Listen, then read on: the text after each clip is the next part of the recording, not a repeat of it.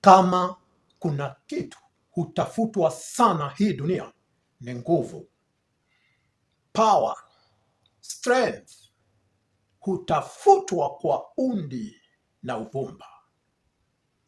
Huenda ni nguvu ya kimwili, muscles. Mtu mwenye muscles hupendeza, sio? Nguvu ya kihela, nguvu ya kisiasa, na nguvu nyingine nyingi, hata ya kiume. Na hivyo basi, siku ya leo ningetaka tuongelelee mtu mmoja mwenye alikuwa na nguvu zaidi kushinda wengine wote wenye washawahi ishi katika hii dunia. Naye wamjua nani? Samsoni. Samsoni alifika wakati akahisi amekomaa na angetaka kupata jiko, na hivyo aliwaelezea wazazi wake wampeleke, ndio wakapeleke lulashio. Samson alikuwa ameachwa nyuma kidogo ya wazazi wake. Simba akatokea, na simba akafikiria Samson ni mtu tu wa kawaida kama wengine, na akaamua kukabiliana na yeye. Lakini Biblia inasema ya kwamba Samson alimshika simba na kumpasua kama mwana kondoo, na wakaelekea Timna, ambapo alikuwa amemwona mrembo kindosho maridadi, mwanamwali ambaye alikuwa anapania kumfanya mshikaji. Na shughuli nzima ya kupoza ilipoisha, wakarejea makwao, na baada ya masiku ilikuwa warejee Timna, wakamwendee yule binti. Lakini walipokuwa njiani, Samson akakumbuka, hapa nilimuua simba, hebu nichungulie nione upo au haupo, na uko katika hali gani. Na Samson alipokaribia akaona mzoga wenyewe hauko kama jinsi ambavyo alikuwa anatarajia, kwani ulikuwa keshabadilika na ukawa mzinga wa nyuki, na pale ndani mlikuwemo asali. Samson akandodosha asali, akaramba, akasikia tamu kweli, na ingine akamemba, akawapelekea wazazi wake na wengine waliokuwa kule, na hata akawapa hadithi na mafumbo kuhusiana na kisa kizima cha mfu, mzoga wa simba ambao ndani mwake mmepatikana asali. Siku ya leo nataka tuzungumzie sweetness comes from the carcass, yaani utamu unaotoka kwa mzoga. Kama tulivyoona kisa chake Samsoni, kulingana na maandiko yaliyoko katika Waamuzi sura ya 14 kuanzia hapo 5 mpaka 9, ni kwamba katika maisha kuna mambo mengi ambayo huyapitia, ambayo tunaweza yalinganisha na mzoga. Machungu ambayo umeyapitia kwa maisha ni mzoga. Vidonda ambavyo umevipata katika maisha ni mizoga. Trauma, losses, and the things that have died in the past, all those are carcass. Ni mambo ambayo uliyapitia baada ya kupigana vita fulani, ni baada ya kukutana na simba wa kimapenzi, ukapigana mpaka ukaachiwa mzoga wa heartbreak, uchungu na divorce. Ni katika vita ulipokuwa unapambana na simba wa masomo, ukaanguka ukafeli kabisa, na nyuma ukambakisha mzoga. Ni katika kujishughulisha kuweka biashara hapa na pale, kuanzisha brandi na mwingine ikifeli, na nyuma unauacha mzoga baada ya kupigana vita. Katika maisha tumepigana vita nyingi mno, na sasa chenye huwa tunaacha nyuma yote ni mizoga. Hizi vita hatupigani nyingi zake sababu tulikuwa tunaelekea kupigana vita kama Samson venye tu alikuwa anaelekea Timna kumchukua mrembo wake.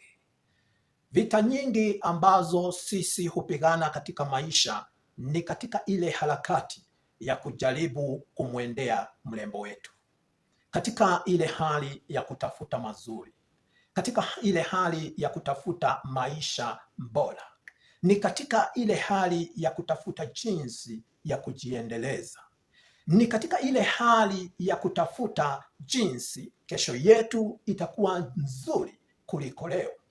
Ndipo tunajipatanga ya kwamba tumekutana na simba, na ifikapo simba ametulenga, lazima tufikirie jinsi ya kujinasua. Njia moja ni kupigana na yule simba. Katika maisha, unapoenda kutafuta mazuri na kumwendea mrembo wako, utelemukapo kuelekea Timna, simba watatokea, na ukweli mtamu ni kwamba hawatatokea kwa wale ambao hawataweza kupigana naye, kama vile hawakutokea kwa wazazi wa Samson na walikuwa wamemtangulia. Simba mwenyewe akatokea tu kwa Samson. Vivyo ndivyo maisha yalivyo. Uonapo jambo linakukumba, jambo ambalo kwa kweli ni la kutisha, Mungu amelisababisha linje akijua kwamba una uwezo wa kupambana nalo, kwani amekupa nguvu kama alivyokuwa amempa nguvu Samsoni. Mungu amekuwezesha kupambana katika kila aina ya vita ambayo itakupata wewe. Na kama vile tu Samsoni, siku moja Mungu atasababisha na upitie mara nyingine tena mahali ulipomwangusha simba, na ni hapo utafikiria, ebu nikachungulie simba niliyemuua, mzoga wake uvipi? Na nakwambia utashangaa kupata utamu unadondoka. Na tofauti na wanyama wengine wote, kuna uwezekano mkubwa sana mzoga wa simba uwe intact, na hivyo uwe na utupu ambao umeachwa baada ya nyama kuanguka, ambapo kunakaa mzinga. Jambo ambalo ni tofauti sana na wanyama wengine, kwani wanyama wengine karibu wote watashambuliwa, watakuliwa na wanyama mwitu, wengine watakuliwa na ndege, wengine na vidudu. Kila mnyama anaweza chezea mzoga wa mnyama mwingine yeyote yule, na wanaweza ula pia, lakini si simba. Simba, hata simba aliyekufa huogofya. Sio tu kwa wanyama, hata kwa mwanadamu. Ukikaribia mzoga na uone ni wa simba, kwanza utastuka, sio? Na haitakuwa vile upatanapo na mzoga wa swara. Na hivyo basi, nataka kusema nini? Iwapo tunataka asali katika maisha, lazima tuwe tayari kupigana na kumuua simba. Huenda unapitia mambo siku ya leo ambayo yanakutishia kama mtu akutanaye na simba. Huenda unapitia hali ambayo inakukalia simba. Huenda una magonjwa unapambana nayo yanakukalia simba. Huenda una masuala mazima ya kihela ambayo inakutishia kama simba.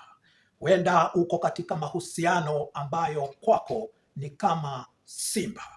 Huenda una maisha ambayo unapambana na umepambana sana kama mtu mwenye apambanaye na simba. Ninao ujumbe kwako ya kwamba usife moyo, jikakamue, kwani kama umeletewa simba, ni kumaanisha iwapo utamuua yule simba, basi asali itakuwa yako. Samson alienda akampoza mpenziwe, akarudi nyumbani, na siku ya kumwendea akapita mahali pale, Na vivyo hivyo Mungu atasababisha siku moja simba uliyemuua upite kuchungulia mzoga wake, na hutaamini macho yako, hutaamini chenye utaishuhudia. Utandondosha asali yenye utaila wewe mwenyewe na familia yenu na jamii zenu na marafiki zako, na hata kijiji chako kitajua kwamba umepatana na asali. Jambo moja ni kwamba wengi hata hawatajua venye umepata ile asali. Kumbuka Samson alipowapelekea wazazi wake asali, hawakutambua imetoka wapi. Hata watu wengine alibaki kuwapa mafumbo. Hivyo ndivyo itakuwa kwako iwapo utamwangusha simba. Utarundi upate asali, nayo asali ile hamna wengi wataelewa umeipata vipi, lakini kumbe ni vita ulivyopigana ukaua simba na hukuambia mtu ulimuua simba. Kumbe ni vita na kuvumilia kwingi ambako umevumilia. Kumbe ni mateso ambayo umeyapitia. Kumbe ni kujituma ambako umejituma gizani ambapo hakuna mwenye aliweza kutambua. Lakini asali itakapopatikana, wote watasherehekea na wewe. Watasema wewe ni mbarikiwa. Wengine watasema umeangukia, na wengine watasema wewe ni Illuminati, eti wewe humwabudu shetani, kwani hawatafahamu wala hawataelewa. Vipi umekuja na asali nyingi hivi tena tamu, na hawaoni mzinga, na kwenye umepita hakuna mizinga? Wenye humtumainia Mungu wana nguvu kama Samsoni, na vita zote za kiroho ambazo zitakujia, una uwezo wa kuibuka mshindi, kwani haikupelekwa kwa mwingine. Kuona Mungu alijua wewe ndiye mwenye nguvu ya kupambana na huyo simba. Hata ushuhuda ulio mzuri na mtamu sana ni wa wale watu ambao wamepitia a hell of a kind, na wanahadithia jinsi ambavyo haijakuwa rahisi, lakini Mungu amewawezesha, wameibuka washindi. Hamna anayetaka sana kukutana na simba, lakini ukweli ni kwamba simba lazima tupatane na wao wakati mmoja au mwingine katika maisha. Lakini upatanapo na yule simba si wakati wa kuogopa, ni wakati wa kujua Mungu amekuwezesha. Ni wakati wa kujipanga vizuri na kupambana, kwani unao uwezo wa kumpasua yule simba kama mwanambuzi. Utamu ni baraka ambazo zitakujia baada ya kuibuka mshindi. Usiwe na wasiwasi, jipe moyo na ukaze mwendo. Pigana vita, tena vita vya imani, na kama vile Samson utabaki kuhadithia, utabaki kupeana mafumbo, utabaki kuelezea watu kwenye ulipita, jinsi ulipita na vita ambazo ulipigana. Hamna aliyefahamu. We pigana vita zako, lakini wakati wa ushuhuda nakwambia hutaweza kuuficha, kwani Mungu atakuwa amekufanyia jambo kubwa. Atakuwa amekupa kilicho kitamu sana duniani, nawe utaangalia useme, siwezi hata kidogo kunyamaza na huu ushuhuda, kunyamaza na hizi baraka, kunyamaza na huu utamu, na hata nikitaka kunyamaza siwezi, kwani asali ni nyingi, na lazima nigawane na wazazi, lazima nigawane na madugu, lazima nigawane na marafiki, lazima nigawane na wanakijiji, na lazima wataniulizia, asali umetoa wapi na hatuoni mzinga?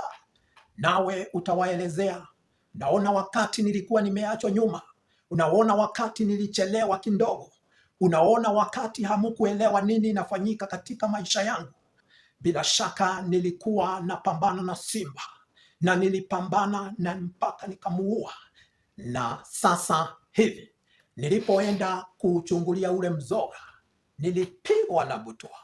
kwani nilitarajia kuona mnyama anaoza, nilitarajia kuona mifupa tupu, lakini cha kushangaza ni kwamba mle ndani mlikuweko asali.